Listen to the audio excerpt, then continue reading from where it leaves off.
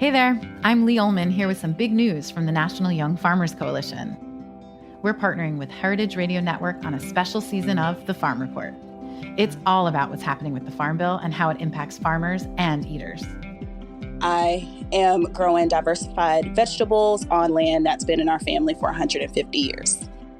And so with the pandemic, gentrification, property values going up, we had to sell the land and we lost it. Join us as we uncover the untold stories behind this massive piece of legislation that shapes how we grow our food, what we eat, and so much more. The problems we have had, those are things that come from earlier Farm Bill and USDA policy, right? Like Earl Butz, get big or get out. You know, it's my responsibility to know not only what I'm eating, but then like how that all came to be. And realize like, wow, like this piece of legislation, all this money, like it's technically something that I support as a taxpayer. While Congress debates the next Farm Bill, this is not just an invitation to listen. It's a call to action. Be part of the conversation. Subscribe to the Farm Report on Heritage Radio Network, wherever you listen to podcasts. This episode is brought to you by Roberta's, home of Heritage Radio Network for 10 years. Learn more about Roberta's at robertaspizza.com.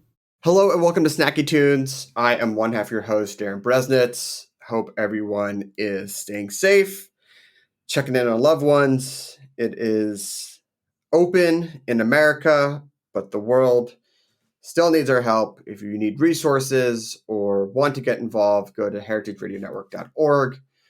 And please make sure to take time to check in with yourself. We are very excited to sit down with an old friend, Nathan Hazard, proprietor, owner of Littlebear Bottleshop, San Bernardino Mountains. He talks to us about his career in the music industry, his career in the food and beverage industry, and him leaving LA without a real plan to open up his own shop. It's a really inspiring tale, a lot of great tips if you're thinking about doing something in your own life. And it's just a great conversation with a good friend. And then we dig deep into the archives for The Present, which we recorded at Roberta's in the shipping containers. It's a duo consisting of Rusty and Mina, some killer electronic music, and we think it's just a real good vibe for a Sunday. So please sit back, relax, and enjoy Snacky Tunes here on hrn.org. We talk about food. Talk about music with musical dudes. Finger on the pulse, snacky tunes.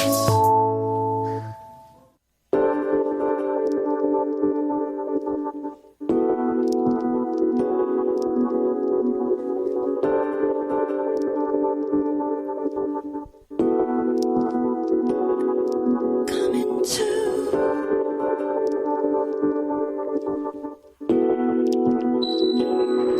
Coming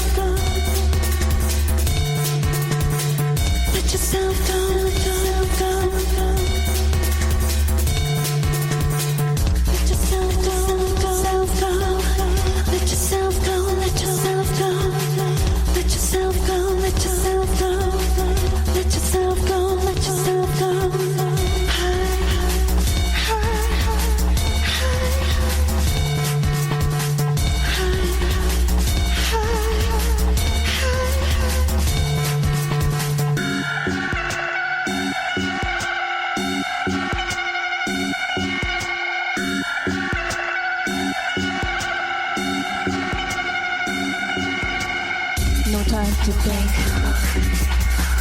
No time to think. No time to worry about the consequences. No time to think. No time to think. No time to worry about the consequences.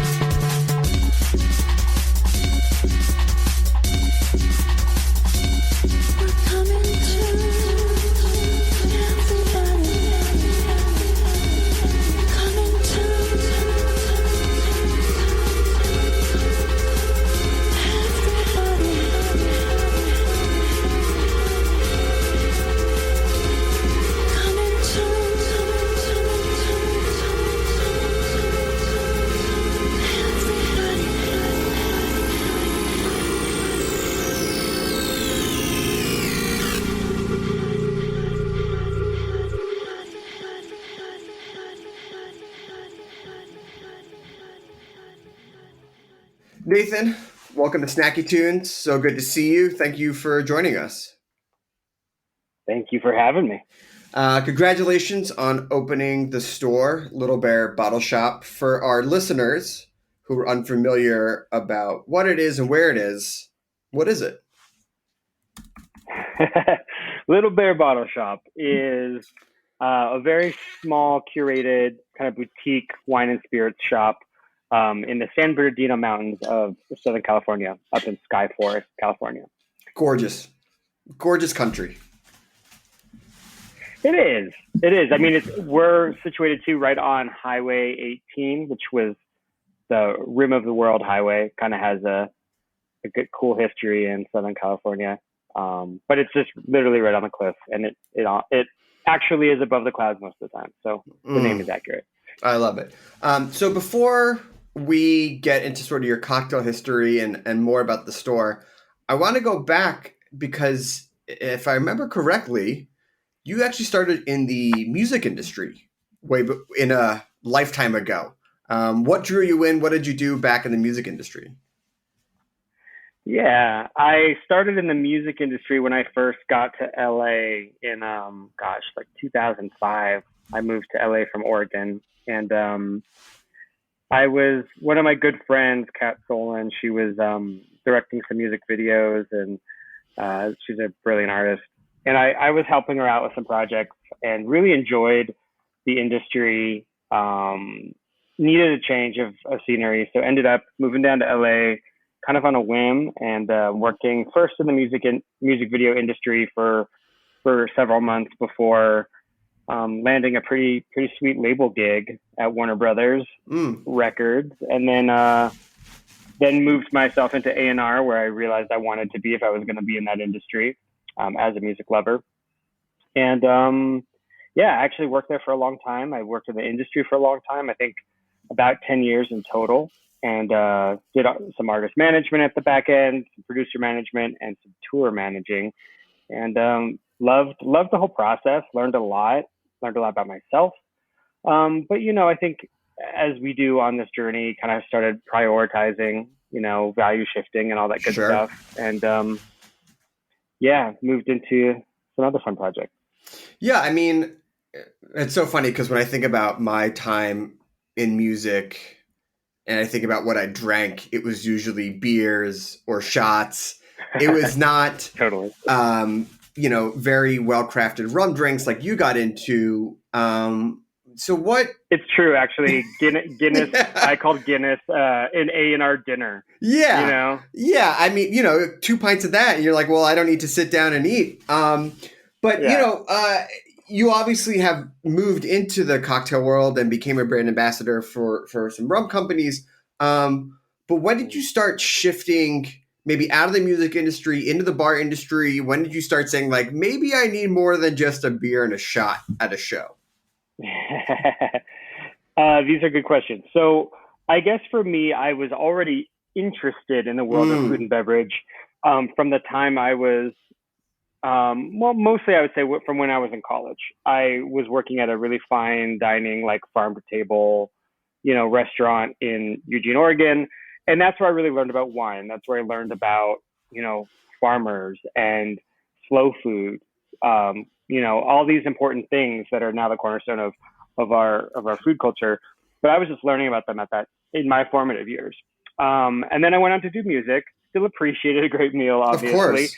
And a great cocktail. But, I think what it was is I needed a creative outlet. I have a creative background. I was in school for art and design and creating spaces and all this stuff. So for me, I needed an outlet. And what it was in that golden era of food blogs in 2000, 2010 or so. Yeah, mid-aughts. 2008.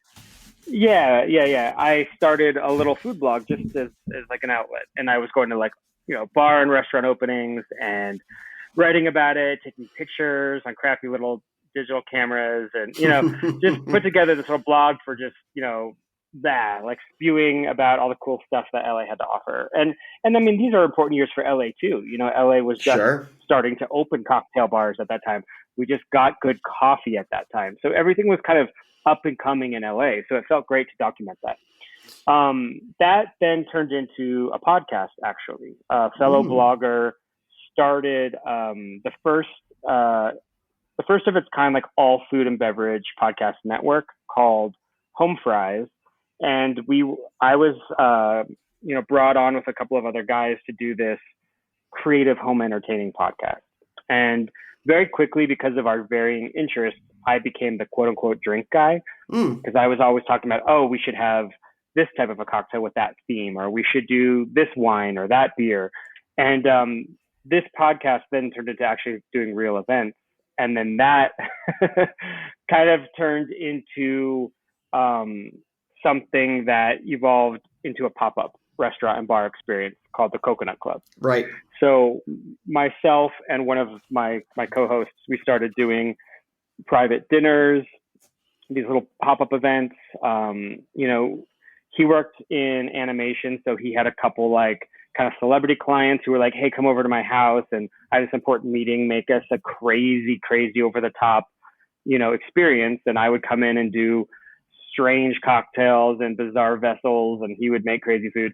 And people would tell us every time, you should really do this. You should do events. You should, follow this dream. And so we did, and we started the Coconut Club. And I still to this day am incredibly proud of Coconut Club. It was we ran for about 4 years. It was we got really good media press feedback and coverage at that time, and it was one of those things where we almost weren't sure how to keep up with it. I was still working in music, and this is around the time I was tour managing. So I'd be getting on a plane to Japan and then getting home and running and batching cocktails and doing these events. I was just literally running myself ragged, and but it was amazing. It was really, I'm really proud of the stuff we put out there in the world and the ideas. And this was kind of tiki inspired, but before that big tiki comeback. So I think that was part of the popularity is, people were kind of getting interested in that kind of tropical escapism in that moment. And, we were bringing even another spin to it. It was a little more cheeky. It was more 80s and super campy. So, yeah. No, I'm rambling, but no. It's great. I mean, it's a really good insight to the time, because that was such an interesting time in food in both LA and then also when I was in New York, and that was really the height of pop-up underground secret dinners and things like that. But absolutely, yeah. Now with Instagram and the hunger for content and the new, there was how do I say this? There's a legitimacy that sometimes get heaps on something now when it's new. It's like, this is the new thing. It's a backyard. It's established. Here's 8 articles.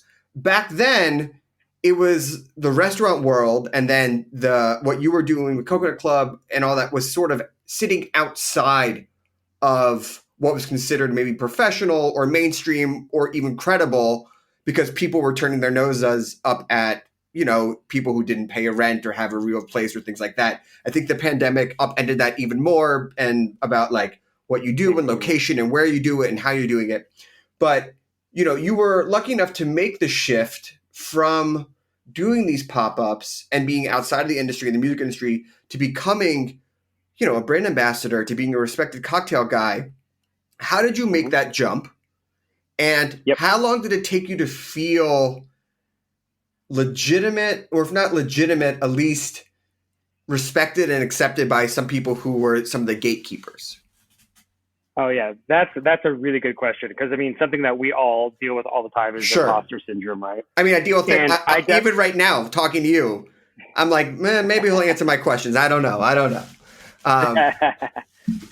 Yeah, no, those are great questions. I think you know, I think I still sometimes ask myself those questions, like, am I legitimate? But you know, I think with Coconut Club, as soon as I mean, we were pretty quickly selling out. We were full house. We turned it into a members only club to keep kind of the Yelpers out, because there were so many people who were just, you know, wanting to show up just to complain or not really have a good time.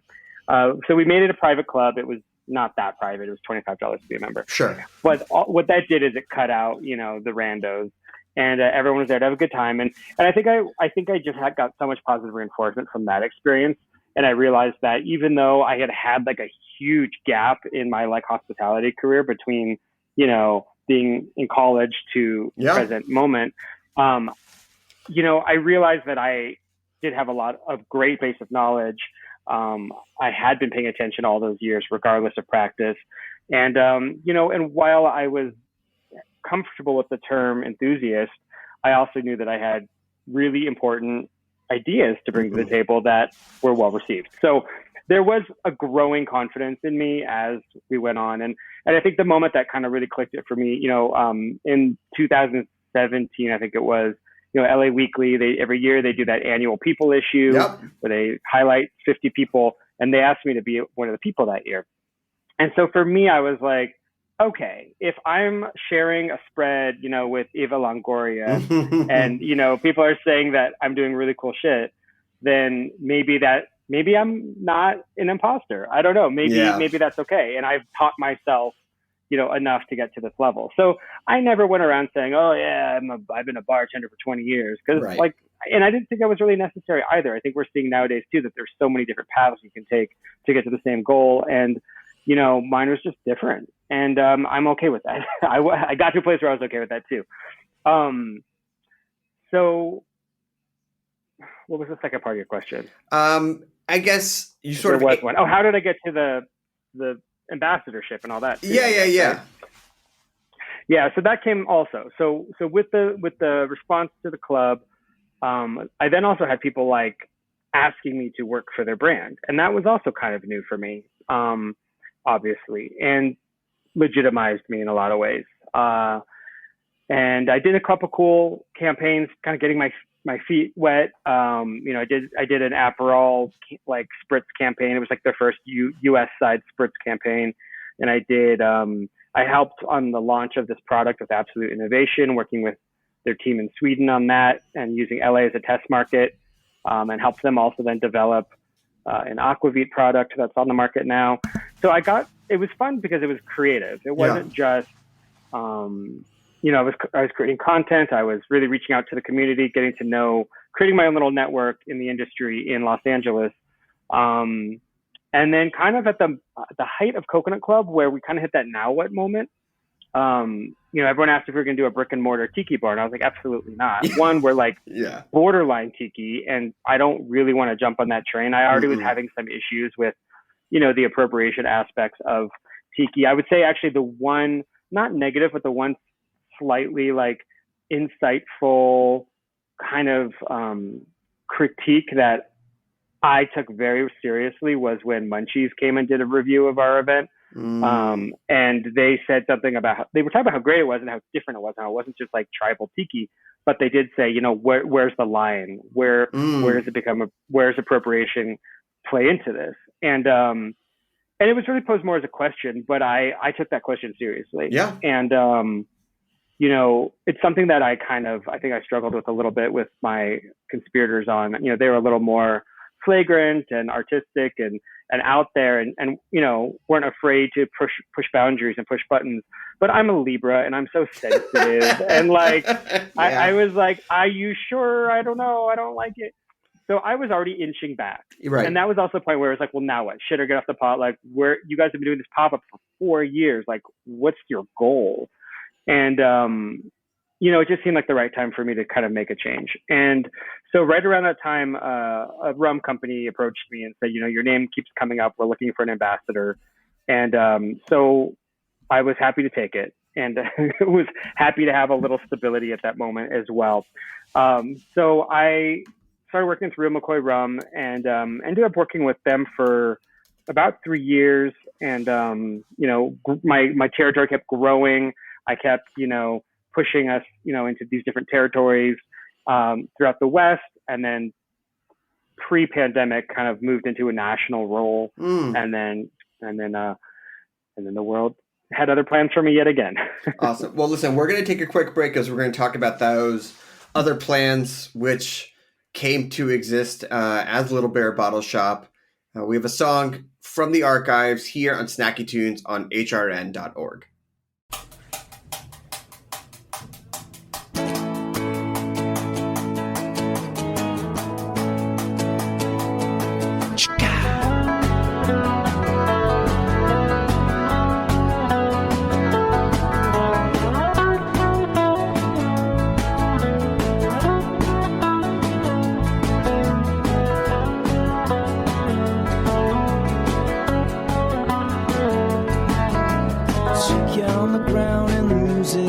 The apartment, tooth kisses on a pile of clothes to this thing. Saying I get lost in the thrill sometimes.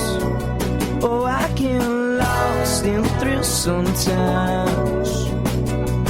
Knowing real well I'm just a jolly rancher in her drink.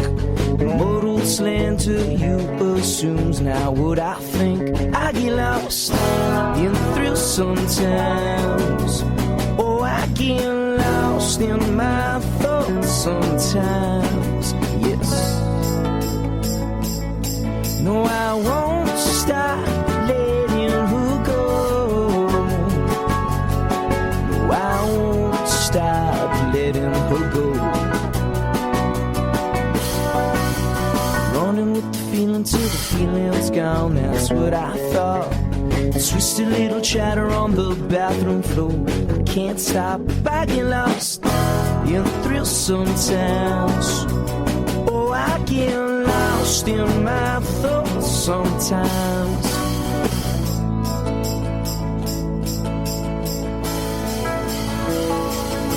No, I won't stop letting her go.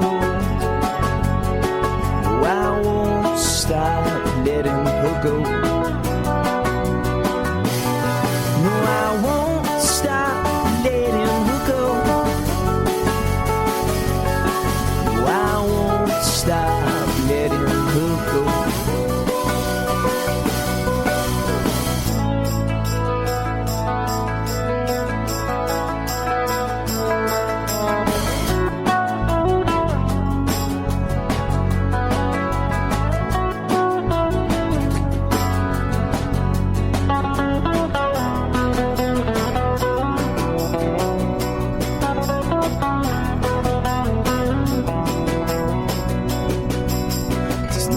Exciting than the edge of the night table for one.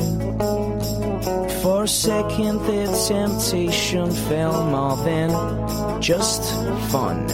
I get lost in the thrill sometimes. Oh, I get lost in the thrill sometimes. Woo!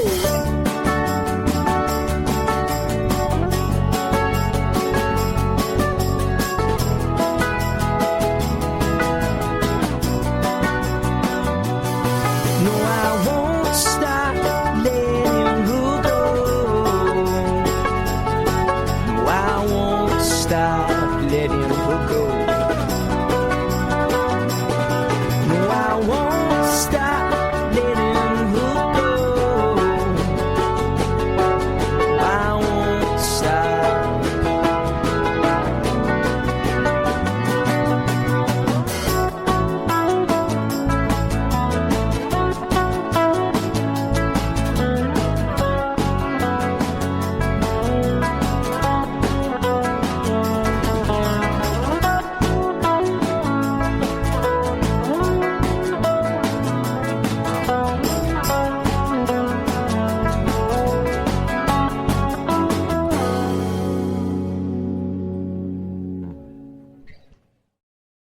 Hello and welcome back to Snacky Tunes. We are here with Nathan Hazard, proprietor of Littlebear Bottleshop.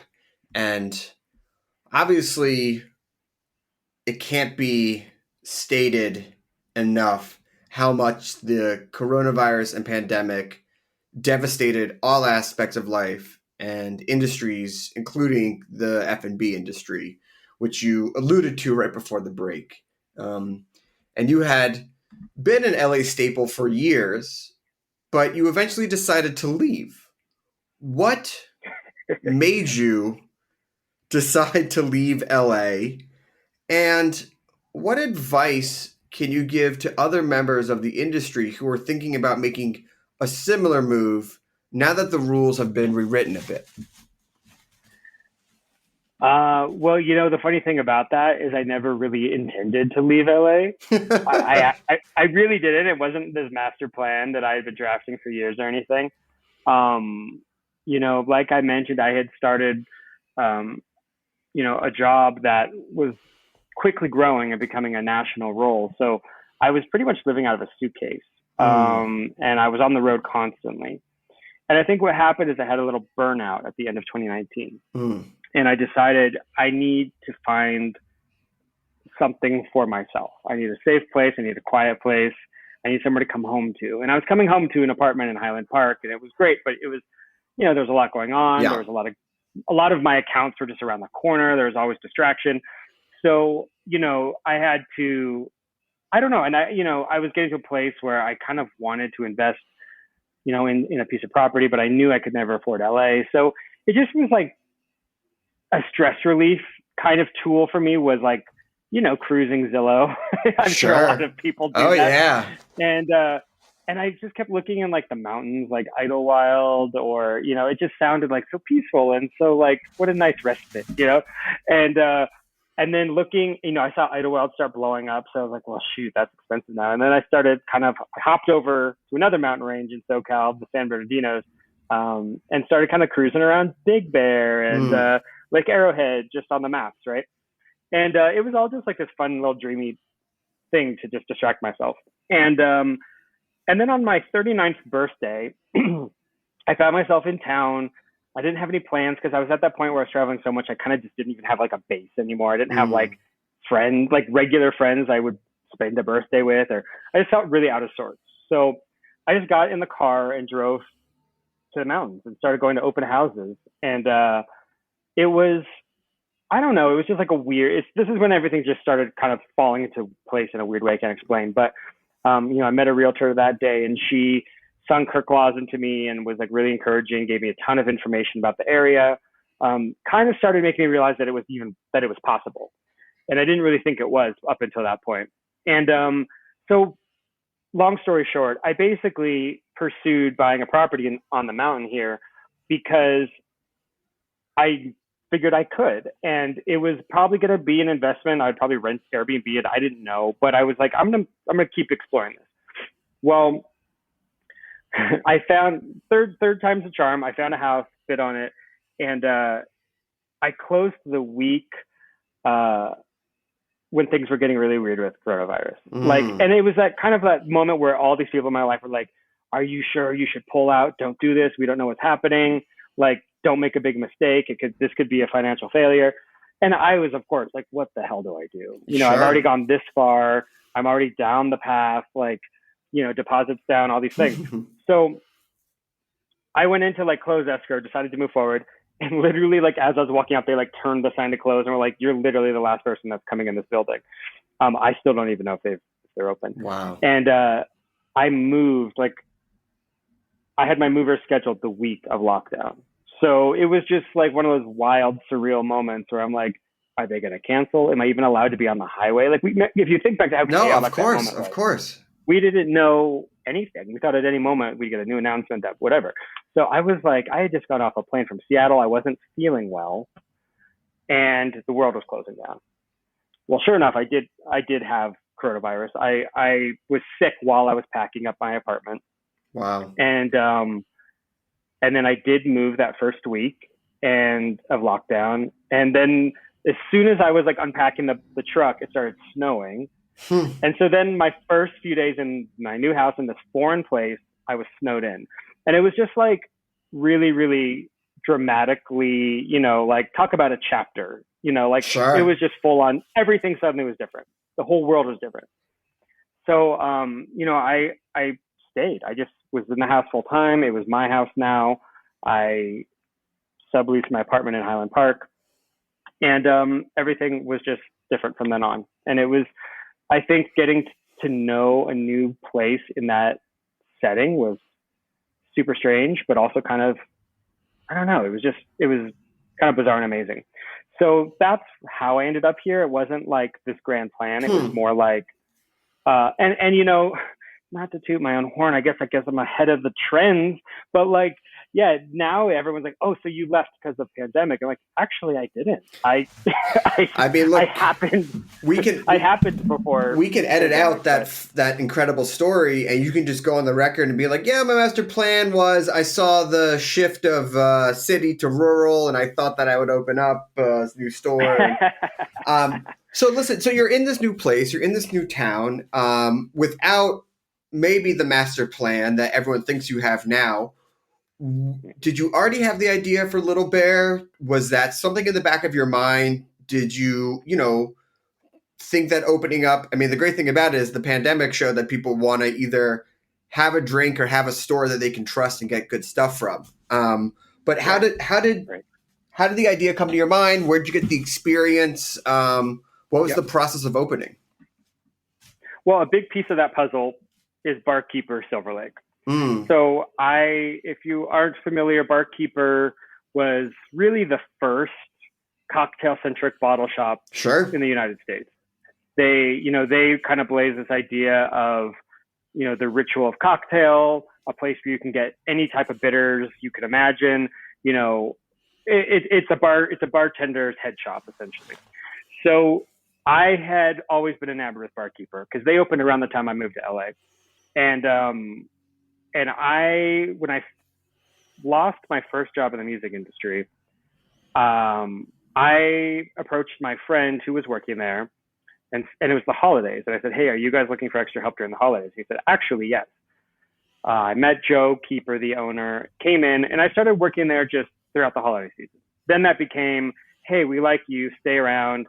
So I would work on Sundays. I was still, even when I got another job, I was going and working on the weekends at Barkeeper. That went on for about 6 years. So the whole time I was doing Coconut Club, the whole time I was doing a lot of these other things, I had a couple days a week, maybe even just one day a week at Barkeeper. And that gave me insight into even another aspect of the industry. I mean, I think what I like about my experience is that I've worked really on all sides of the beverage industry. Sure. And I would say have a pretty good insight into how it works. So, that was always kind of like a dream because I had seen this idealized version of this thing. To me, it was like, oh, that would be cool one day to have something like that of my own. And I think that was in the back of my mind when I bought the house up here, moved up here, was maybe one day down the road, it was either like that or like a B&B, right? Those are like the dreams. Like at some point when I'm older, I'm going to open this cool, cute little hotel or, whatever. So I was thinking down the road. This was definitely not a concrete plan. So that's where I kind of learned a lot about how to run a store like this. Although, let's be clear, I'm learning every day because I've never run one before until now. But that's where some of that knowledge base came from. So yeah, it wasn't a plan. But what happened was around October of 2020, I had been kind of not fully furloughed, not fully working, but let's be clear. Bars were closed, airports were closed. Like I wasn't going anywhere. I wasn't doing anything. And I started feeling that kind of like worrying in my center of like uselessness, especially being so removed from the world up here. And so, the ideas were percolating and I was just kind of like keeping an eye open on like properties I was passing and whatnot. But then once I met who is now my landlord and heard his vision for this property that my shop is on, I started realizing very quickly, okay, I want to do this and I need to figure out how to do it very, very quickly because this is an opportunity. I had just been talking to a friend of mine who has a record store up here about how this mountain needs some music. It needs like a hub, a cultural hub that's a little younger, that is, bringing something contemporary to the scene. Because let's be honest, it's kind of a sleepy tourist town for the most part up here. And the term that I threw out was, we need a Pappy and Harriet's. We need a cool, cozy, rustic space that people can gather at. Not a week later, I meet Chip, who's my landlord and now friend, and he said, yeah, I really want to create a vibe on this corner, kind of like Pappy and Harriet's, but like in the mountains. Love it. And I just went, what the frick? It's called Kismet. Exactly. And so it all started kind of falling into place. He really liked my idea. And then it was all about the real true pandemic pivot, obstacle, which is money. How do you borrow money in the age of PPP? Well, I quickly learned that you can't. So it became a full-on like grassroots, like how the heck can I make this work? And just talking to people in my world and trying to find any way to make it happen. And I'm still amazed that I was able to make it happen. But I did it on my own, which is something I'm also very proud of. I don't have partners. I don't have investors. It's just lenders and some belief that I can do it. And so between October and a couple weeks ago, it was just like, trying to navigate dealing with counties during COVID and, all of the obstacles that, come with opening a business, but with the added obstacle of a pandemic. And I finally opened. I was a few months delayed, but that was kind of to be expected, and finally opened the doors about 2.5 weeks ago. So It's still brand new, but the response has been amazing. I think people up here were thirsty for this, Nice pun. Very good. Yeah. And, my whole thing was, it's just, at the end of the day, it's a small town. I've been very careful about how I approach this, how I communicate about it. I'm not stepping on toes. I'm not here to take business from anyone. If anything, it's quite the opposite. And so people come in here and they say, wow, I don't know a lot of these brands. I've never seen these before. And I'm like, well, that's kind of the point. I'm not here to compete with the grocery store down the street. I'm here to supplement and complement and bring something different to the mountain that isn't here. I could positively say these are the first bottles of natural wine that have touched this mountain. You know what I mean? So I'm definitely feeling the appreciation on that front from locals, from part-timers, because as you mentioned, there is a lot of flight happening, or more, not flight, but expansion. And there's a lot of people up here from, let's be clear, Los Angeles is only an hour and 15-minute drive from where I am right now. I think it's halfway to Palm Springs, essentially. And there's definitely a need for it and people who are looking for it. It's nice to be here. Yeah, I think now hearing your experience, hearing what you've gone through, hearing that it's both unique, but also a lot of people probably have either had the thought or moved out of a big city and work in F&B or maybe start looking to do their own thing. What is the one piece of advice you could give to people who are looking to either open up their own little shop or restaurant or something in a small town, in something that is not a major city or not even like a minor city? And obviously I get the respected community. I get the offering something that isn't really there and not competing, but something that you hadn't thought about until you were standing there with the doors open to your own business.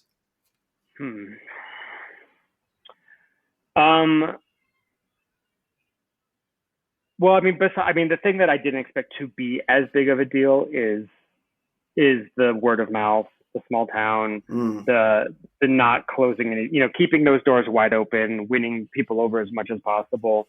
But I would also say,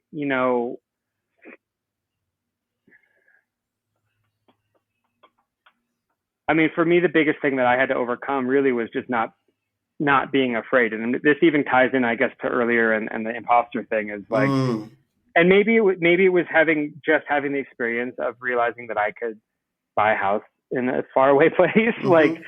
like made me a little less afraid, but I would say getting over that hump and not being afraid. I'm someone who's always operated out of fear, I think, most of my life. And, I think moving up here and doing this, it really kind of helped me, I don't know, like get to another step just in my own confidence, my own, where I like just my character has changed so much in just a year. And I hate to say that the pandemic was probably a big part of that because, in a way, I think I felt a little bit more able to take risks with that kind of, I think that fear of the unknown and almost like the world's going to end anyway, shrug kind of a thing, like helped me kind of jump off the cliff. So I don't know. I mean, I can't say that I have a lot of good advice because back to square one, I didn't plan any of this. And that sounds obnoxious, but it's actually true. It's all been more of like, I figured it out along the way. I mean, I remember just a year ago thinking, what's my next step? Like here I am burnt out on, this gig that I love, but I'm 40 years old. I don't want to be, traveling nonstop and drinking 10 daiquiris a night forever. Like that's not sustainable at all. So what are you going to do now? And I had no idea. So it's kind of like, I don't know.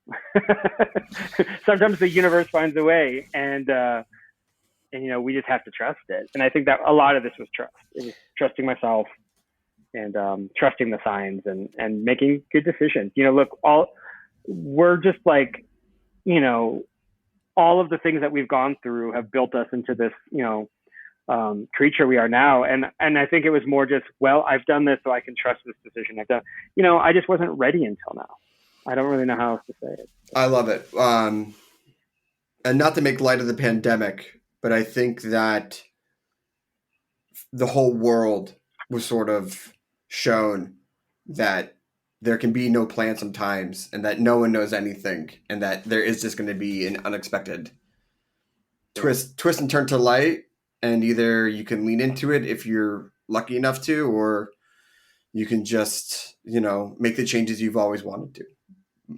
Right. Well, for me too, there was definitely a moment, I started, once I lost my job, I started coming to LA pretty regularly and working at Barkeeper because they were seen as an essential business. We were working masked. And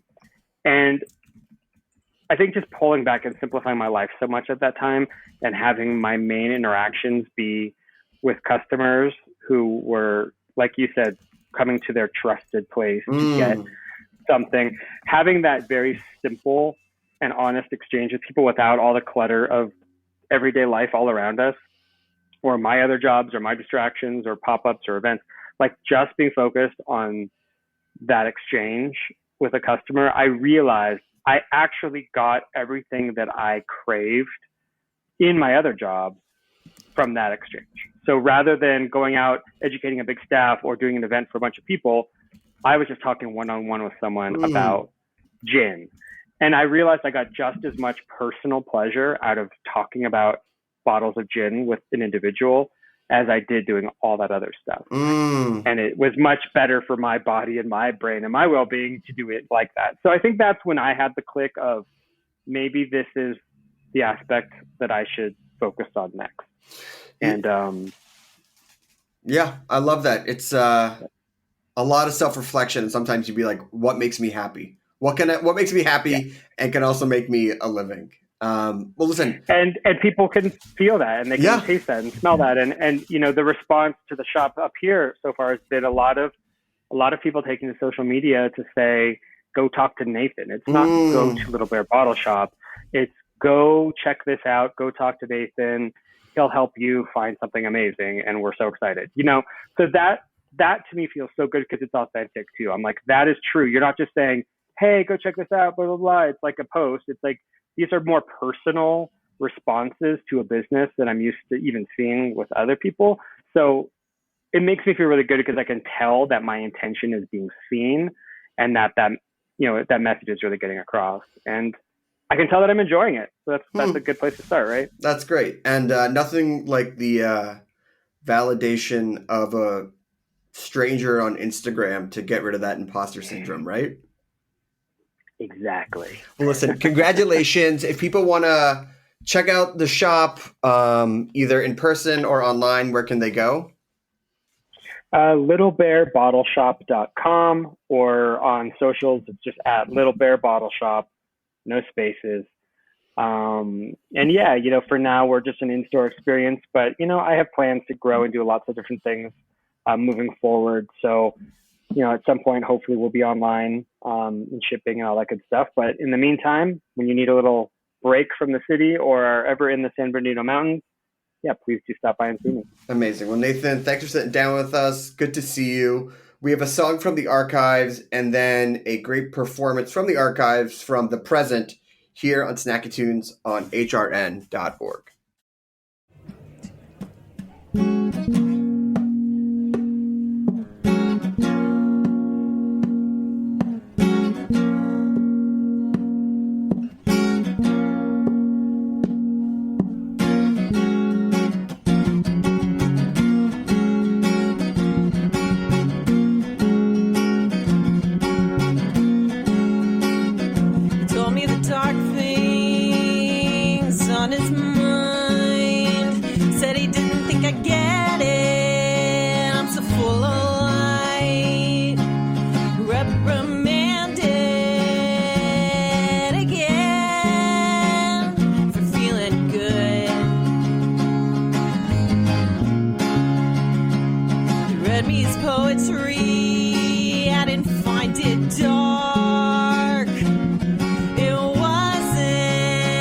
Particularly dark. He bared his soul. It wasn't so dark.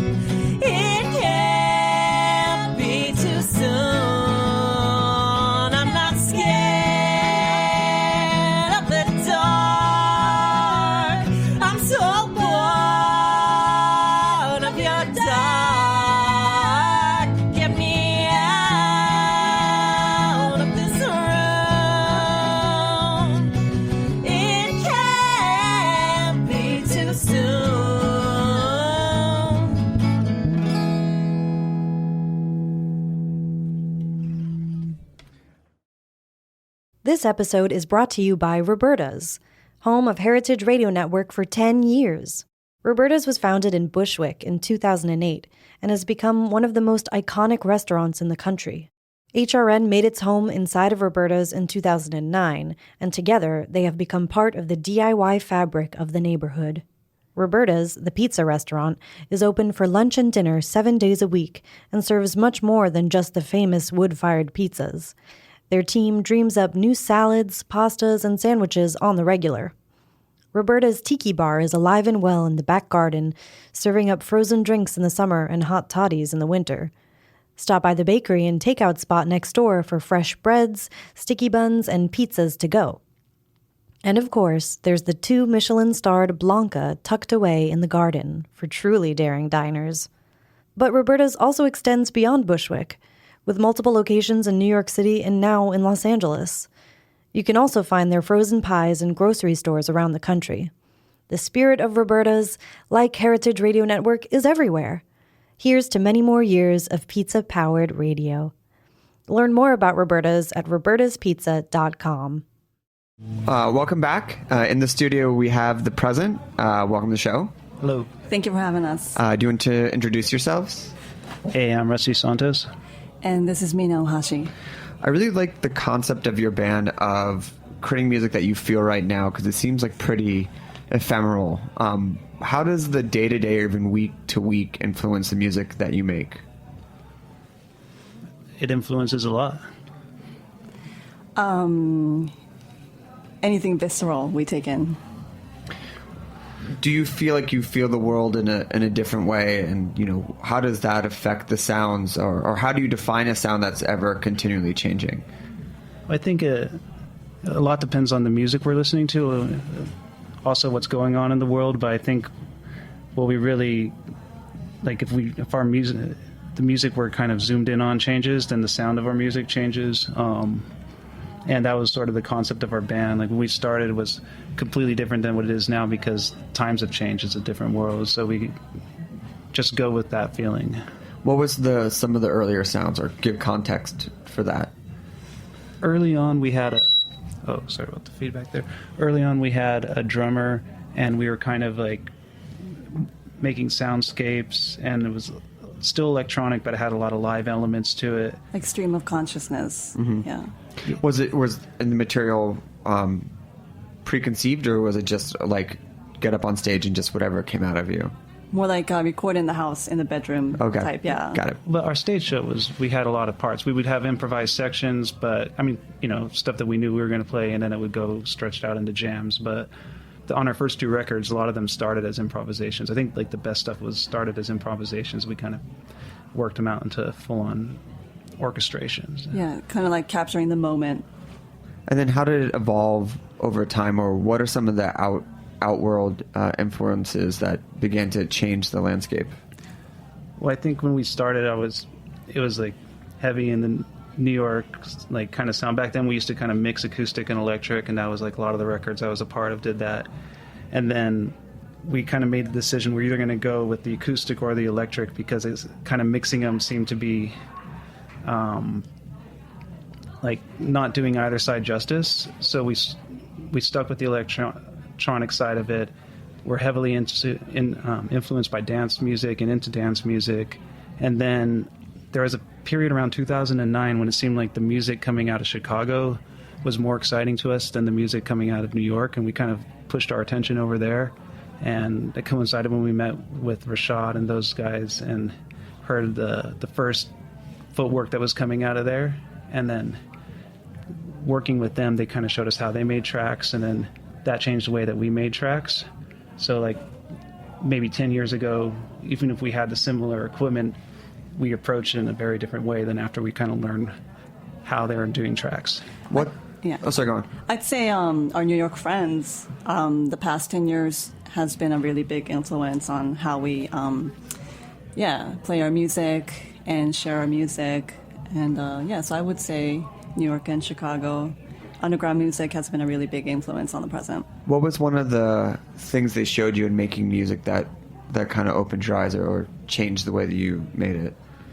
I think it was the way that you can change the rhythm aspect, where it seemed like a lot of the people we were making music with, associated with at the time, when on our first records, you'd have like a stable drum beat that's going, and then we kind of flipped that so that the drum beat is always changing, and then moving that around electronically, and whereas melodies used to kind of fly all over the place, then the melody became like a center point, and then the rhythm is always shifting and fluctuating. And same with like the bass and the kicks and those type of elements. It's just, instead of just having a loop, that's like where the creativity happens. I would say I'd always had fun improvising and, going free in music. But the biggest thing that I learned being in the studio with DJ Rashad was he would teach to play with the percussive elements inside the music. And that was definitely like an eye-opening experience for me, to not just the melody, but play with the percussive elements too. So you're dancing and singing at the same time when you're singing. Why don't we hear a song? Okay. What are you going to play first? Oh my God. Okay. Live on Snacky Tunes.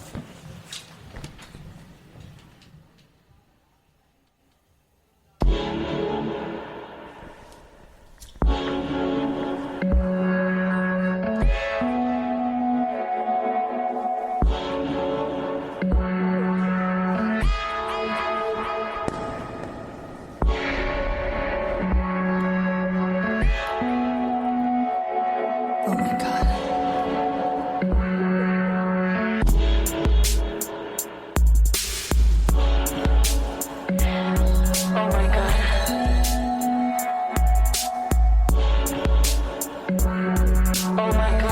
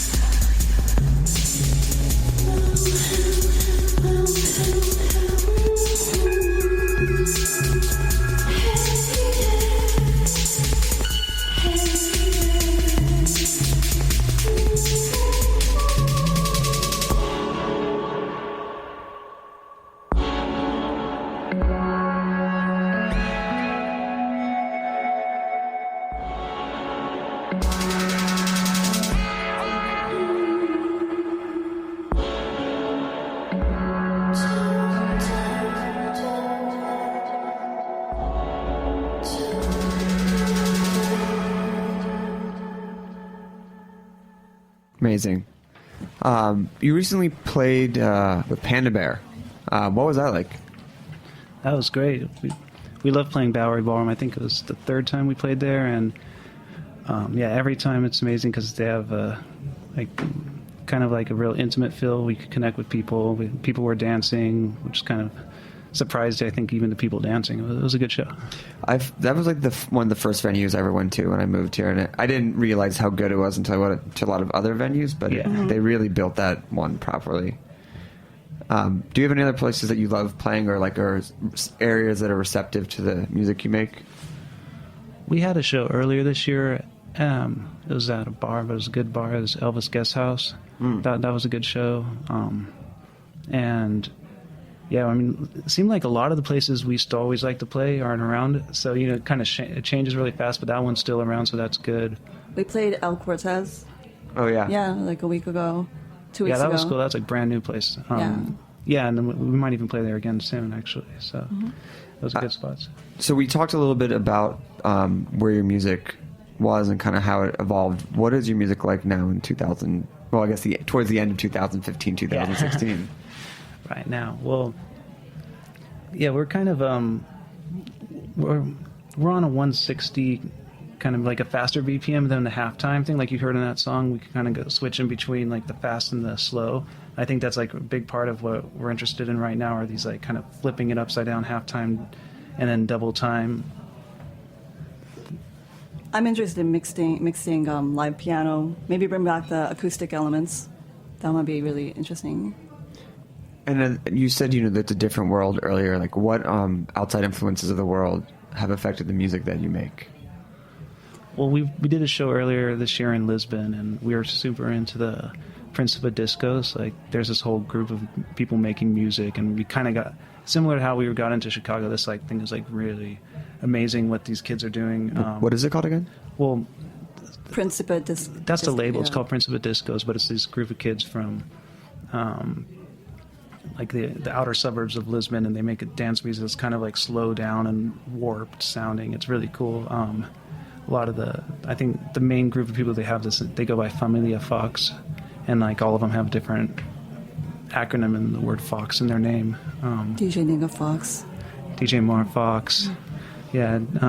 So I think that kind of like opened up our ears a bit to some of these like global sounds and what's going on there. And then, yeah, some of our friends there were showing us other stuff. So, and then also out of Atlanta, and I mean, I'm really into American music right now for the first time in a long time. I feel like some of the best music's coming out of America, particularly with Atlanta, with the Awful Records and the stuff that, like Future, Metro Boomin, that Young Thug, all that hip hop, like the best hip hop in America coming out of Atlanta and LA, Brooklyn, some really good scenes. And what elements are you taking from there and bringing it into your music? Well, I think that's like the halftime part. Where I was like, so like definitely when we're on that halftime zone, that's kind of like has that like American hip hop feel.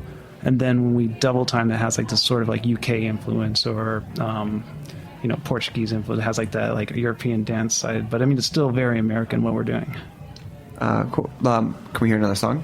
Yeah. Sure. What's the name of this one? Coming To. Okay.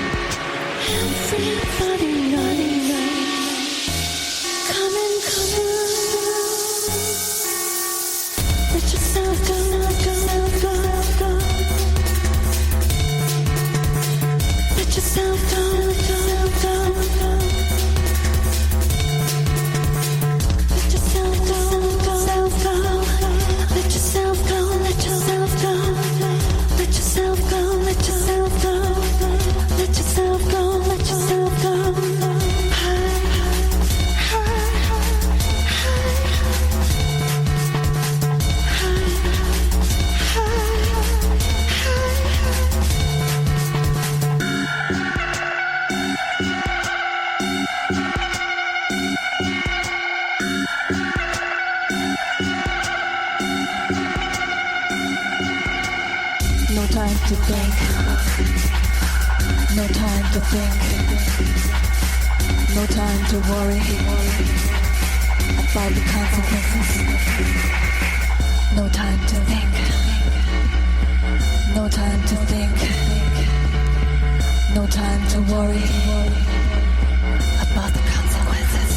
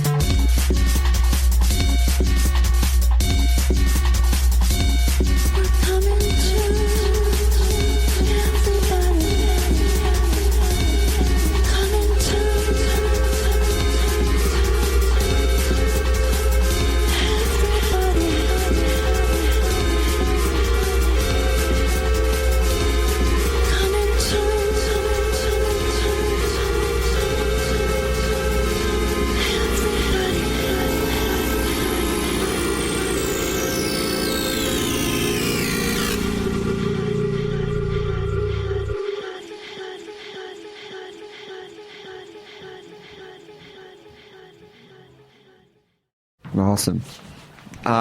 So you put out 2 EPs called Energy and Sound this year. Yes. What was the inspiration for those 2 EPs? Or how did they come into being? It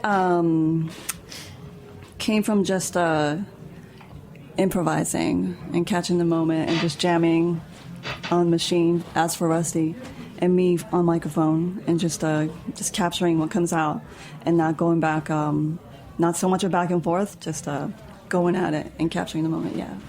Yeah, it was more aggressive than some of the stuff like we were expecting. We kind of just came out and we rolling with it. Like, so that's why we stuck with the energy, you know, like that was what we were feeling. And is the improvisation happening at the same time, or is it you lay out the music and then you respond to it, or is it same rooms, same time, same energy? As for this round, Rusty came up with the tracks first, and then I went in and just sang on it. Yeah. But yeah, and then but it kind of feeds off each other, and I think the way that it gets arranged changes after that, and so yeah, there's always like kind of like trying to find creative ways to improvise inside of a machine, that like a sampler, you know, that doesn't like expressively work like that, like, but then you could find these like limitations inside of, just like you would with any kind of instrument, but electronically, like how do you do something completely in a moment when the machine's meant to program or to compose? So that's kind of like what we are exploring, is like keeping that live energy while you're recording or programming, and so that's how it came out. And translating that from like the improvisation, do you just kind of play it as it lays, or do you go back and maybe edit it or cut it together in some way to make cohesion, or is it just kind of what happens and then? I think every song is different, and we don't have like a one method that we stick to. We let the track kind of speak for itself, because it comes from the track.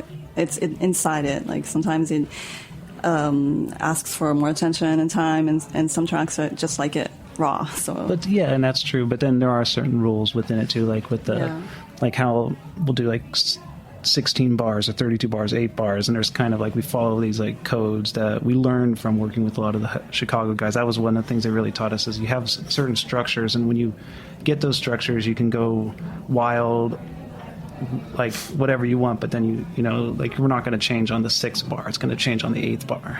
Right. I mean, creativity always comes from some form of constraint. Like when everything's an option, like nothing happens. That is so true. So that's such a great lesson. And how long did it kind of take for you guys to codify your own set of rules? Like when did that come into play?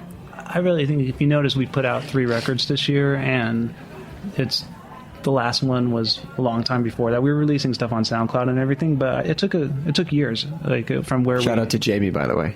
Oh yeah, thanks for connecting us. Yeah. Yeah, he put out. Hi Jamie, thank you. Yeah. You were saying that it was you'd put out a record a long time ago, and then like kind of as it you I put mean, out through yeah, this year. like from the first ones we were talking about, the kind of like acoustic, electronic explorations to where we're doing right now. That was 5 years. Yeah, and I think it's about like understanding each other's roles.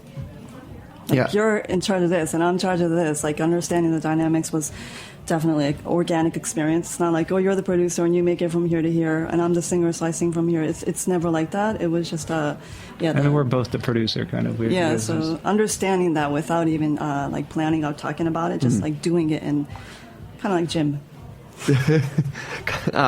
But I mean, after playing together for a number of years, I mean, are the roles set, or is it even within like the improvisation that you might change roles or take on new roles or different direction?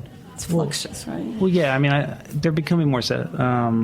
We would definitely, we're open for anything, but then I feel like kind of like part of what the present has become is I'm like deeply inside the electronics and the mix, and she's deeply in the vocals and the mix as well, kind of. So, in the songwriting. Yeah, I mean, one thing earlier when we were talking about the improvisation, we don't really, like, mixing is kind of part of that process too. It's not like we finish it and then now it's time to mix. It's like we finish it and it's finished. From the start of the composition to recording to mixing to mastering, that all kind of happens in the same process, and then it's done. It's a really interesting way to evolve making music. So like the output must be higher, or is it still you feel the same, or there's a lot of stuff that happens that like you learn on that one, that's down, and then you start again because you're refining the process during the recording. Yeah, I mean, for each of the, like the Energy and Sound series, which we're not really, hasn't wrapped up yet, we still have more and more coming, because that's kind of just like we finish a number of tracks, and then we're like, okay, these ones are going to get released, and then we move on to the next one. So yeah, we get a lot of extra tracks that we got to find stuff to do with. Yeah. Is there, and I know it's ever evolving, but is there a current checklist or barometer for an Energy and Sound track that's like, okay, this hit like these 5 or 6 points and it will get released, as opposed to another track? I think, yeah, because we're going to do other things besides Energy and Sound, but for the moment, if the songs we've been playing here, like it has to like sell, like we have to fill it to that extent, get the same level of excitement, and then it gets on. It passes that, yeah. Yeah, as for me, I think the one that the vocals comes naturally and the lyrics comes naturally is the one that I'm definitely going to capture and go deep. Yeah, if you're working too hard on it, then that's means something. I want to make sure we have time for one more song, but question to each of you: what right now is currently influencing you the most on the way in which you create music?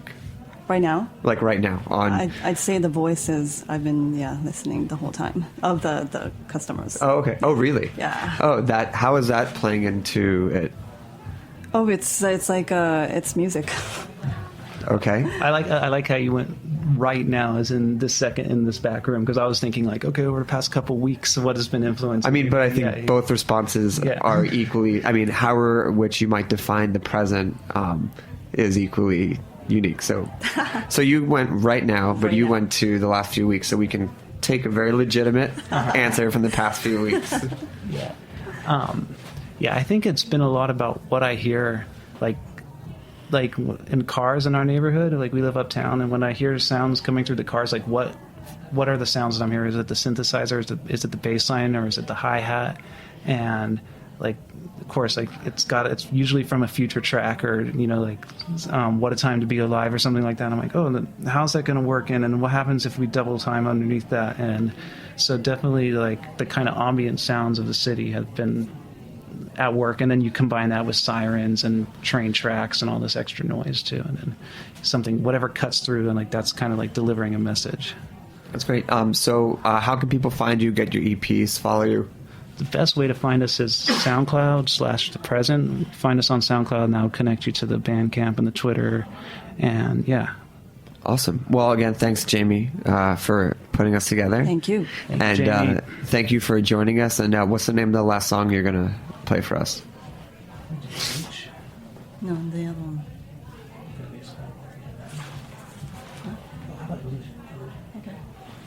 We're going to do Illusion. Okay, great. Well, thanks for listening, and we will be back next week with another episode of Snacky Tunes.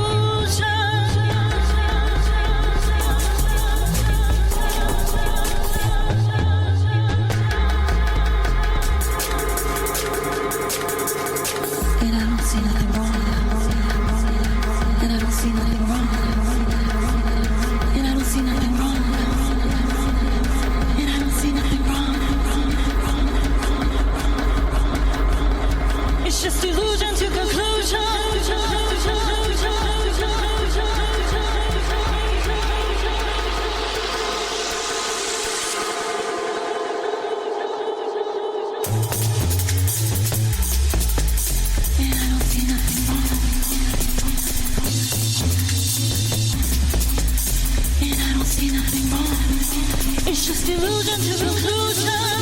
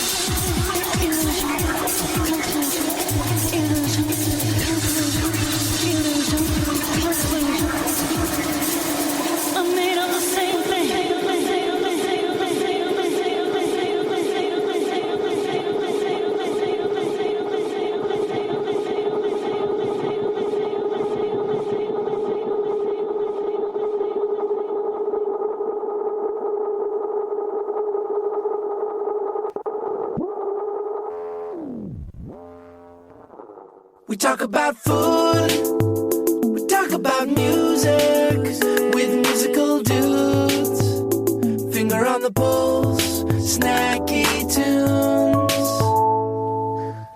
This program is powered by Simplecast. Thanks for listening to Heritage Radio Network, food radio supported by you. For our freshest content and to hear about exclusive events, subscribe to our newsletter. Enter your email at the bottom of our website, heritageradionetwork.org.